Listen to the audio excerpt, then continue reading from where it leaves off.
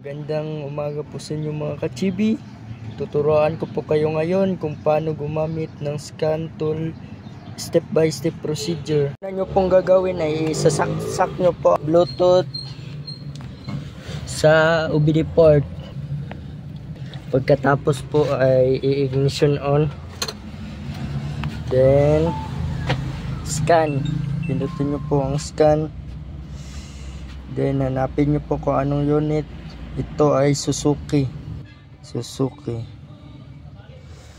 Then diagnose. Click. Then click nyo po ang automatic search. Ay automatic niya na po i-search ang system ng vehicle. Yan po, lumabas na po ang kanyang vehicle dito. Japan Carry.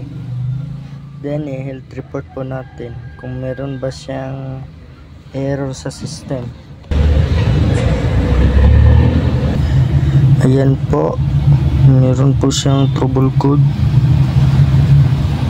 I-clear lang muna natin at i-observe natin ang unit kasi story man yung nakalagay sa trouble code.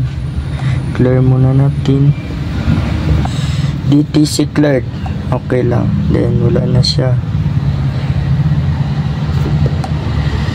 Then pasok tayo sa with refrigerator. Okay lang. Then read full codes natin ulit. No DTC. Then read data stream. Select all. Okay, then start natin. Ganyan lang po ang mag-scan using scan tool. Kung meron kang natutunan sa aking video, don't forget to like, share, subscribe, and hit the notification bell para lagi ka pong notified sa aking bagong video. Thank you.